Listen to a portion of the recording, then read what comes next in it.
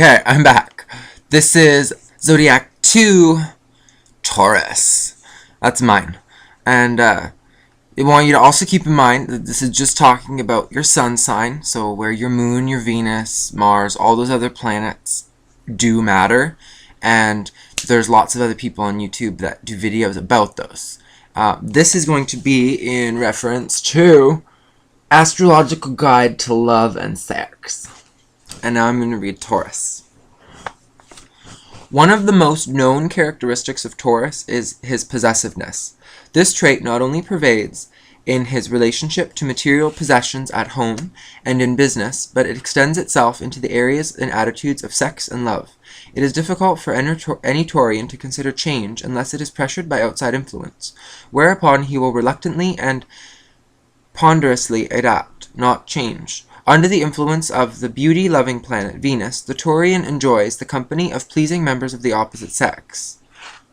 Once he has decided on the object of his affection, a person whom he admires and hopes ultimately to possess, he is quite capable of sustaining a long courtship. He is motivated by the thoughts of an honorable marriage, a few children, a gracious home, and enough money to show off all of his possessions. There is an undercurrent of passion in most Taurians, both male and female, who approach to a complete honesty in relationship. Taurian is sensitive and exceedingly devoted to his partner, irrespectively of whether the intensity of his love is returned. He likes his romance to appear two-sided as far as his friends and associations are concerned. His Achilles' heel is his sensitivity. This aspect of his personality is sometimes hidden from the outside world, which perceives only a steady, hard-working, bull-like person, content to plod along a road of life that is not always very adventurous. A Taurian who finds a loving partner is a very happy man. His sense of satisfaction can spur him to achieve the greatest possible success in business. He likes being a breadwinner and wants others to rely on him. He is capable of fulfilling all of these obligations. He will be faithful and endure a number of hardships in order to provide for those who fall within the orbit of his love. He has the ability to make a woman feel exceedingly feminine. He considers her a lovely thing to be looked after. He cherishes her as a prized possession. In the privacy of personal life, he can be very amorous to the extreme sensual pleasures. The act of sex itself does not dominate his thinking. Rather, the prelude of love-making is very important. He can be one of the most artistically oriented lovers in the whole zodiac. Nothing becomes too good for the beloved, and in an atmosphere must be created in order that the amour must be properly consummated. He will arrange things to the which effect seems uncontrived. The Taurian woman is always gracious in her approach to sex and love. Her lovemaking is devoid of artfulness. It possesses an aura of sincerity and communicates to her partner a sense of emotional security. All this being true, however, it must be remembered that those Taurians who lack spirituality may emphasize their animal instincts in the practice of sex to such a degree that within this sign there are many predisposals to nymphomania. The weakness seems to be here in that the female Taurian, rather than the male, whose evidence of little propensity is to satralis, or as he ordinarily leads a lusty sex life with his chosen partner. Showing no taste for promiscuity, a Taurian who makes an early marriage may find disappointment, but he will always maintain the facade of harmony in the household instead of seeking divorce, which he regards as evident as the most abject failure. Divorce is the last resort. Should he be married and find himself with a sexually inadequate partner, he ordinarily continues on the charade of conjugal bliss, but carefully and always there is the utmost discretion, he will seek a lover elsewhere. Because he dislikes change, he will remain with this backstreet wife forever, giving her every possible attention and discharging his practical responsibilities to her, while he continues to fulfill his obligations to his established official family. Should he be involved in divorce at the instance of a marriageable partner, he will approach the crisis with less emotion than others who find themselves in the same situation. He will agree to very precise property arrangements, giving scrupulous attention to being fair, even in the extent of dividing the wedding gifts and household effects to the exact halves. He will comply without too much bargaining to the laws of the state in which resides, but there is an unremitting wear area to be renounced when he considers it to be his fair share.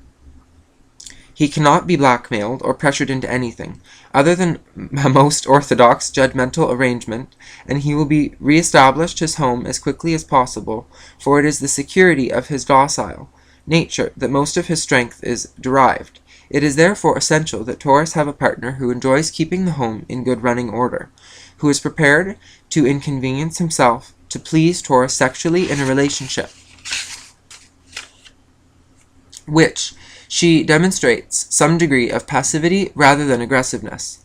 The strong bull symbolism of the sign influences Taurians to feel that he is making the grade as a complete male when he comes to sex. He feels if he is paying the piper, and so he would also feel entitled to call at the same time. Perhaps there is not much to blame in such an attitude. The only danger lies in the fact that Taurians might fall in love with a woman who might be physically very beautiful, such as Virgo, but who may be frigid sexually. This could bring out the worst in him, and although he might try to retain his status as an official husband or lover, he would most definitely seek a sexual pleasure elsewhere. Even in this, the Taurian is the most prudent.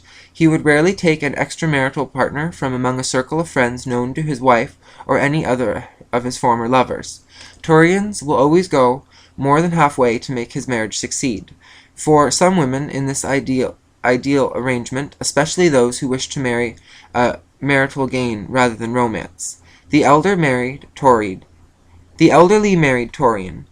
whose wife has produced children, to whom they both interested and raised to the best of their ability, will often be quite happy with his pleasant home and his wife, who is a good hostess and a mate who remembers to put on the slippers before he returns home at night. For the pleasure of those amenities, he can often subordinate his sexual nature to an ordinary routine, making often physical extra demands on his partner.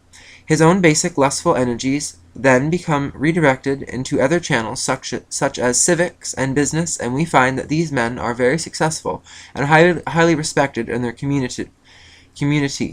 Of such, they are renowned of cities and father-made. Finance is a major interest and practicality in every Taurian. Money-making is a part of life's blood.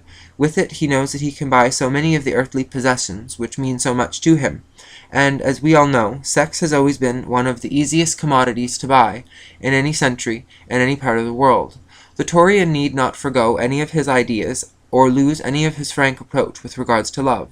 If sex becomes a thing from his marriage, or if he compensates for his lack of sexual activity by throwing himself wholeheartedly into his work, essentially the Taurian belongs to the merchant category, buyers and sellers of things, and in some circumstances, sex is just another item of the list of which they can purchase. The female Taurian is rarely deluded into living love alone. She knows what she needs in life, and that is predominantly a pleasant home with the proper accoutrements. She wants an opportunity to project her own desire and beauty through the beauty and the design of her possessions. So the Taurian woman, gracefully charming, often musically gifted, is prepared to do the duties of the orthodox ways. And then there's much more, but I'm gonna leave it at that. I'll say what the ideals are, like the best matches. Because I never have time to reach the end, because I can't go over 10 minutes.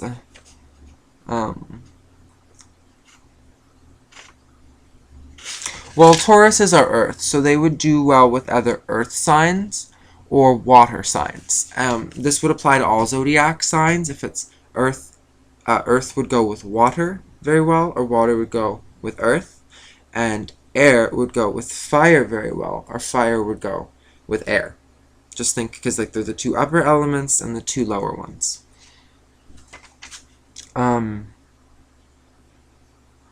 Yeah, so that's me also a little bit. I'm a Taurus, but you have to also keep in mind that you can't just judge one planet, like the sun sign.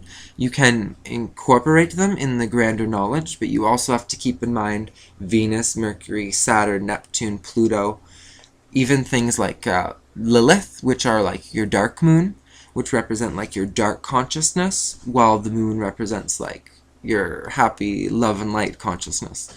But both exist inside of you, like a yin-yang. And all these different methodologies are good at decoding and understanding how we think. So I hope this has helped.